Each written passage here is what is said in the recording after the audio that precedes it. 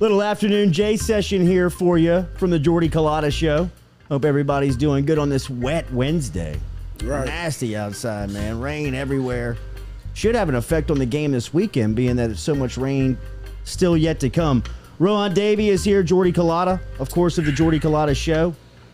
Lizzie, can we catch that door when you have a chance? Yeah, I was looking at that, and I thought you had some titty sweat going. That is I do. Oh, okay. I just got it from across the street. So little Jay's in quarantine this week, and he's eligible to play in the tackle football game on Sunday, but his last day of quarantine is on Saturday. So I've taken him and two of his classmates that are out, put him in the full pads, brought him across the street. We're running some drills because, I mean, Ro, what's the easiest way to get hurt in tackle football? Not practice tackle football. Exactly. So we were out there running a little lunchtime drills with the boys. There you go. Hey, man, you got to see how he feels, though, after he come out of that. But you're trying to make sure he's not fatigued and he's ready to go. Yeah, I'm just trying to keep him in shape. I mean, he wants to play. I'm not the psycho dad here, even though I am a little crazy about it. But, I mean, he wants to be ready for Sunday. You could be the psycho dad. I mean, I can't play the role. He is. I can play the role. You talking about something? I'm not the psycho dad here. Anybody that say they're not the damn psycho dad It's usually the is a psycho dad. 10 Yeah. out of 10 times, for sure. For sure. Coming in all sweaty. For sure. I'm not psycho. It's like if you start to date somebody and she tells you I'm not crazy, you know, you're probably crazy. Liz, he out there hitting them across the head. Come on, guys, let's go. Let me show you how to do it. On the line. Are you sure you didn't have pads I on? remember he's taking his pads off out the truck. Tripping. Do I have the bar across the head here from the helmet? Right. Yeah, right. His nose is bleeding. All right, Ro, it's been an interesting week for LSU football. They're back at home this week versus Central Michigan. Central Michigan has played 2 games. They are 1-1. They beat Robert Morris last weekend, but they fell to Missouri in the opening weekend, which is a game that they lost by 10. Little deceiving in the number there as it was pushed to 10 at the end of the game as Missouri got a late score. Jim McElwain, who is very familiar with the SEC, of course, former Florida head coach. Let's start with LSU first. But before we jump into that, devastating news around LSU earlier this week. The greats, somebody that's in the fraternity with you, Kevin Faulk, all-time leading rusher at LSU. People know him from his successful days on the football field, but he lost his daughter, and I know you are a parent, I'm a parent. I don't know if there's anything that is more terrifying to think about than losing a child, and that's what Kevin Faulk went through this week. I know that you were close to Kevin Faulk, and you're close to his family. Yeah, that's my guy. I don't have any words, honestly. All I can say is, man, my thoughts and prayers are with Kev, Tish, the whole family, the whole Lafayette, the whole Karen Crow, like everybody that he's affected and touched, everybody that she's affected and touched. I mean, that's all I got to say about it. It's a you know, Kev, man, when you see things happen to people, bro, and to him, you just don't understand it. Yeah. That's my brother. That's my mentor. That's my just all around great person and a great family. And it's to see what they're going through with any parent. You know, the divine order is for our kids to surpass us. So what he's going through and they're going through and any other parent that has gone through it, I never want to say I know what that feels like. To see man, it's just hurtful. And like I said, my hurt and my prayers, Kev already know, and they already know, goes out to him and his entire family, man. And only faith in the good Lord could get you through something like this. No person, no individual. It's just, you know, him and his family. And like I said, I'm always going to be there for Kev. I don't even have to go into what he means to me. What he's done as a man. Just taught me things. I've known Kev since '97. I've known Kev since my recruiting trip. He was my host on my recruiting trip. Wow. And all the way to New England, you know, and to date. And so it's emotional for everybody that really knows him and knows who he is as a person and what he's meant to so many people and his family, for me especially, with his mother, how she took me in when I first came here, go home every weekend with him whenever we went, bring road. So, you know, it goes a long ways for me, and to hear about that, to see that, to experience that, to see his face, to see Tish's face, to see the family's face is heartbreaking, man. And like I said, I wouldn't wish that on anybody, my worst enemy, my best anything. And my heart, man, and my prayers from my family, my mother, who prays for him constantly, and just from my family to his and everybody involved, man, my heart just goes out to Kev. Yeah. Thank you for sharing that with us. I know that he is a dear friend to you, and that is hard to express that and how to move on from that. There's no way to do it. But I just share the same feelings that you do, can't imagine and don't want to feel it, and pray for Kevin and his people very much. LSU this week faces Central Michigan. They have that. They also have a John Emery situation that is kind of hovering over this program right now. What do you make of that situation, and how do you believe that affects them as they get ready for Saturday night? I think it's a situation that they knew about. I think it was something that was brewing, festering for, that they was trying to manage for a while. Now, I don't think it's something that just came on the scene. And, it's the mantra in sports is like everything affects players. So you have the situation this week with Kev that's been hovering, and all the things that's going on within the program. Yeah. So for players, man, it's almost like, let's try to get back on the field where we could have some kind of normalcy, where we could actually go out and honor our running backs coach, prove the doubters wrong. I hope that's the mindset, because certain situations you have to just let the coaches deal with them, because you have no control over them as a player. And that's when you have these coaches, that's these position coaches, that is the duty of the position coaches. When you have things like this hovering and things like this going on, your position coaches are there to help these guys focus on the task at hand, and the head coach is there to buffer the situation and to make sure that there's no distractions, which Coach Orgeron usually does a good job of. So I anticipate a very spirited effort.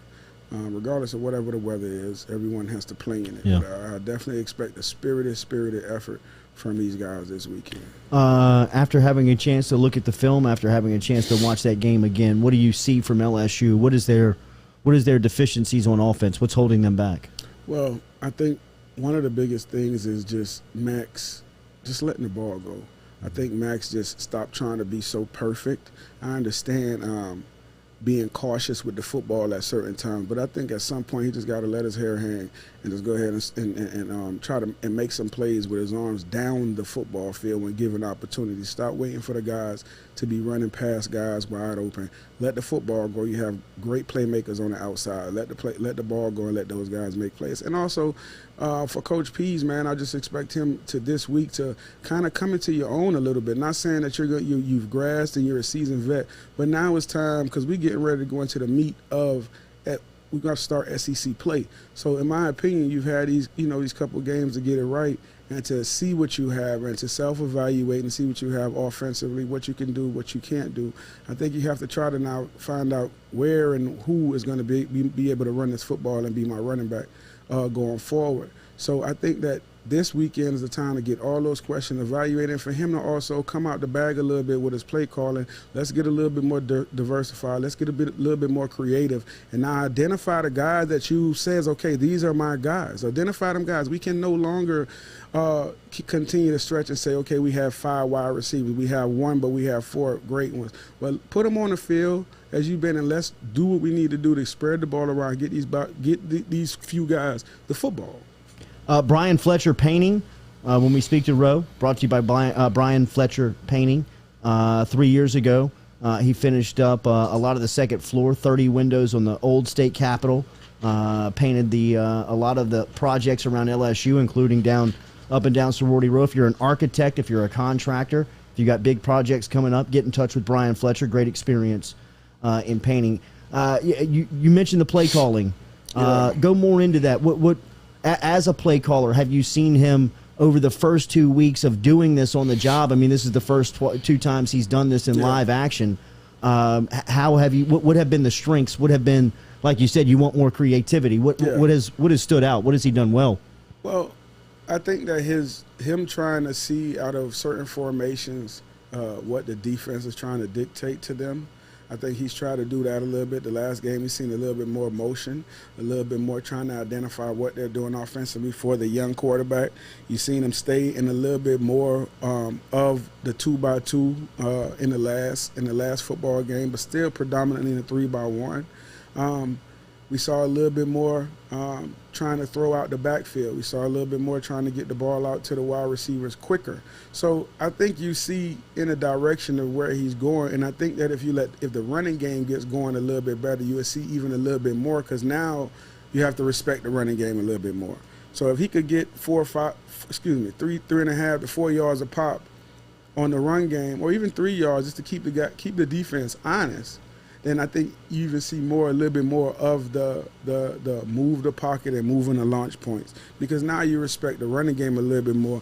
We can get those backers flowing. We could get those safeties flowing a little bit more. And I don't think you're going to – and I'm not saying you're going to see big 70-yard bombs and things of that nature, but I'm talking about 25 to 20-yard crossing routes. That's deep in front of the safeties but behind the linebackers, because those are what Max, in my opinion, throws well. Those timing, crossing routes, get it out of his hands. I don't think he's a drop-back read and let it just fly down the sideline type of guy. You know what I mean? So just get him moving. He's a mobile guy, mobile enough to change the launch points. And I think once we get the running game gets going a little bit better, because it's nostalgic right now. Oh, it's bad. So, So once that get going a little bit more, then we could move the pocket a little bit more, open up. Because you saw that, if you're thinking about going to how – and he's trying to go in the realm of a Brady and a Joe. Well, you saw a lot of times with Joe that year. It's a move the pocket. They like to move the pocket and move the launch points with those guys that are mobile. Hashtag Ask Rohan. Alex wants to know: Do you expect offensive play calls to be executed quicker this Saturday? Yeah, I do, and that was a part that I was going to touch on. Yeah, you got to give them more time. And I don't know this. I don't know if he's scripted. Some coaches, they're scripted. They have their 15 plays that they're gonna go down the list no matter what. I don't know if and for me, I would say no, it can't be scripted, because they're becoming a little bit faster. Right. That's what we need. You may need to get them scripted, baby.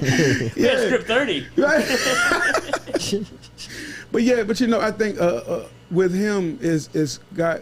Like you said, that it got to be more organized. You know what I mean? Like, get the plays in a little bit faster to him. I do expect him to come in faster. I know that's a point of emphasis that they definitely targeted and been working on going into this week, is just giving Max more time, and not more time for him to change where the line's going and so on and so forth, but just give him more time to identify and to really point out where the side adjust is coming from, because that's been a main point of emphasis for him from week 1 going into this week as well, because he's been missing, going to the wrong side a lot of times with these side adjustments. These receivers been breaking it off, but he's been going to the wrong side. So I know that's been a point of emphasis. What do you make of the receiver play?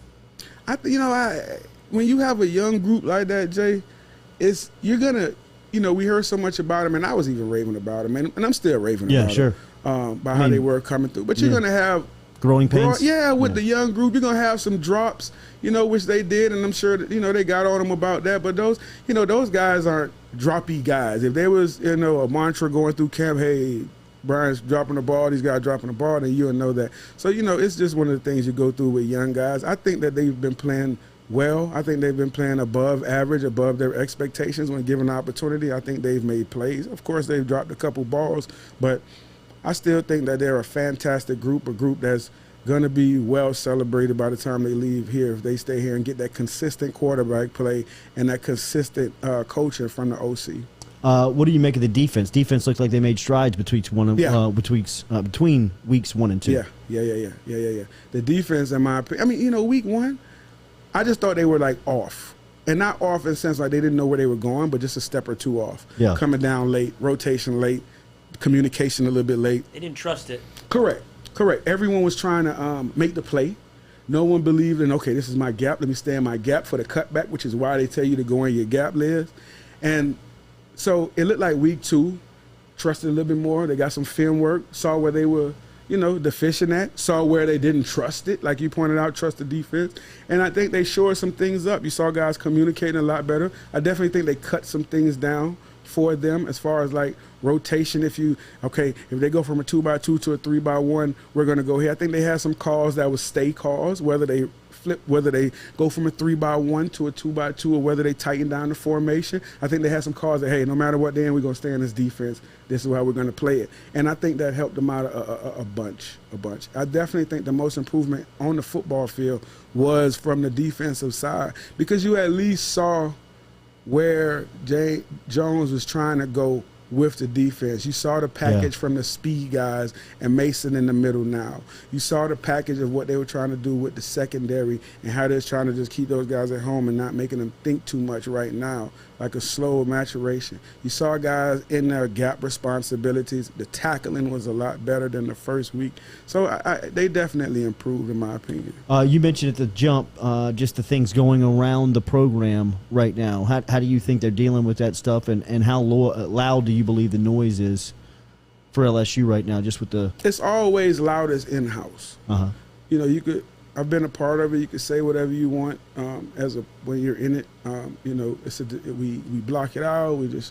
But it is, and especially nowadays with so much media, it's everywhere. So but like I said, as a ball player and these guys, the best thing that can happen for them is a game to come. Is to prepare for a game. Is to get in that environment and tune it out. I mean, the coaches aren't talking about it. Or coaches may be talking about it. You may have you have a bunch of younger coaches now that are graduate assistants and analysis guys, and you have so much more in the program now, so many more people around it. So it's talked about all the time. It's talked about. It's just up to you as a player to focus on what you need to focus on and tune it out. Because at the end of the day, you really have no control over it. You as a player, you can't do nothing about that. Yeah. You know what I mean? All you can do is go out and play, and hey, if your coach get fired or whatever happens. You know what I mean? You can't. That's why I tell them kids all the time, man, don't go to no school for no coach. Yeah. It's the business of coaches relocating, whether fired or they get great opportunity or whatever it may be. That's why I tell you never go for a coach. What do you expect from the offensive line this week? They'll be without Cam Wire and Austin Deculus, it looks like, again. I expect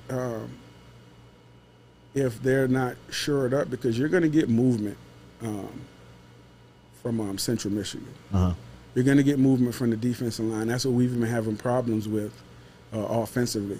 We've been having problems with overloading one side and then blitzing off one side and us not being able to pick it down. We saw last week where we didn't step down and the defensive tackle came right through and, the pressure. So if we don't shore up those things and let the widest guy, I mean, it's so elementary, man, because it's a rule from day one, and I ain't even played no damn O-line, but the widest guy, you let him go. That's the furthest away from the quarterback. And, just little things like that. They got to shore that up. And you're going to get a bunch of movement. You're going to get a bunch of blitz still, because we haven't shored up anything in that facet. We still overload one side, and we're not going to the right side on the side adjust. So what has to happen is we have to hit they behind one time on the side adjust and have them come out of it. We have to show that we can pick up the blitz, and then they're going to come out of it. Right. So until we show that, you got to cover the crosser. Oh, man, then they'll stop running the crosser. Absolutely. Right. Absolutely. So until we sure that up, Liz.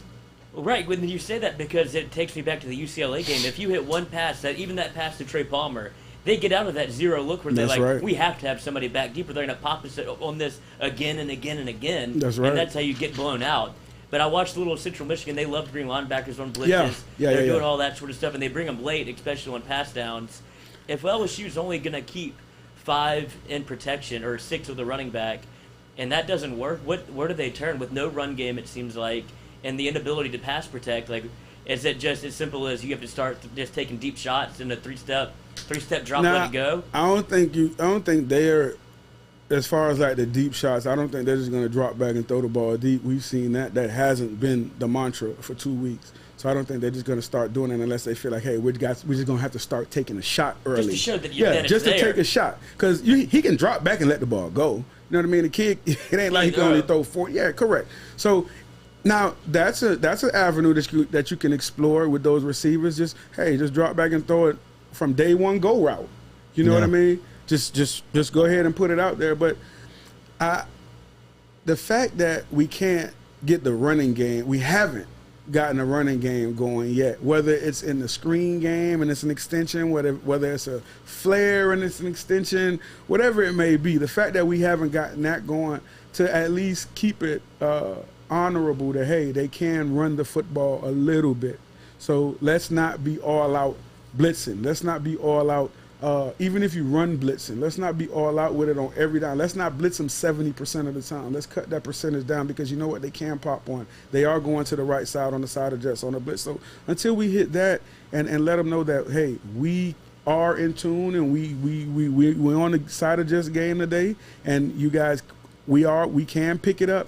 Then now they can now go conventional. Now you could get a little bit more time to get some of those deep crosses and change the launch point and pop draws in and screens in, and that's where I think coach has to get to, is just involving and keeping. Right now you don't have it. Right now the offensive play caller, because of where we are as an offense, he has to really be a big part of getting us going with play calling, with the little things as far as the quick screens, even the quarterback run, little things, man, that could get us going offensively right now. He has to become a more central part of the play. I mean, I know he calls the plays, but he has to really get into that design mode to where, okay, let's utilize our playmakers, and our quarterback is included in being one of those, and let's get it to the specific guys that we know can make plays.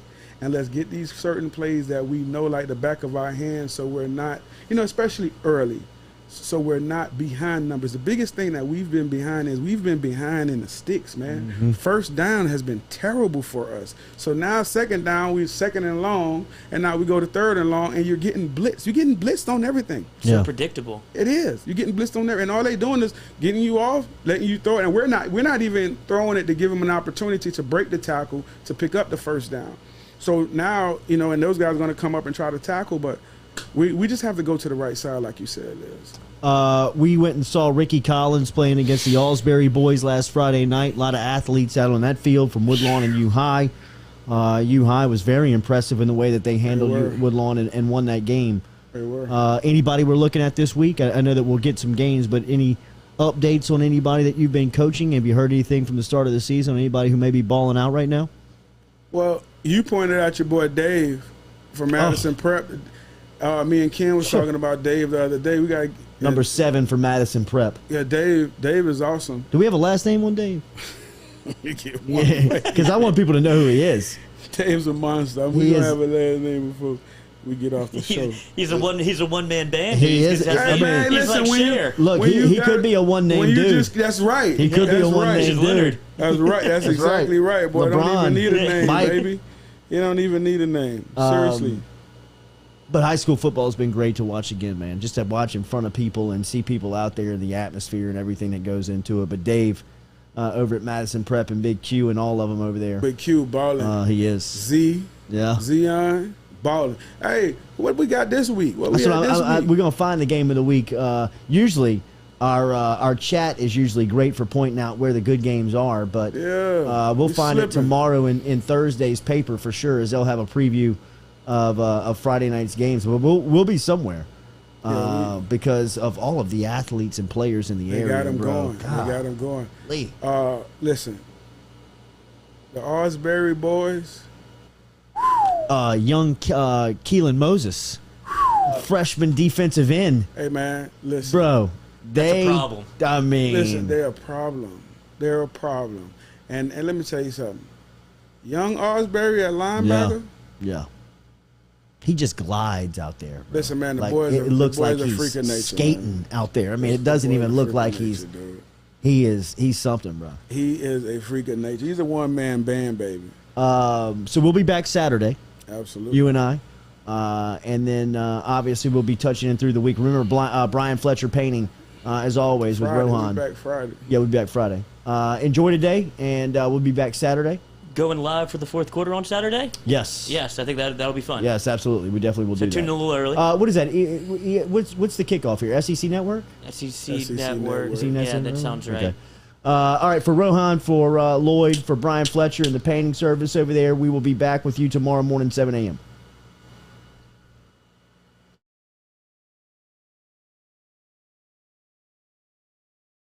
Jones.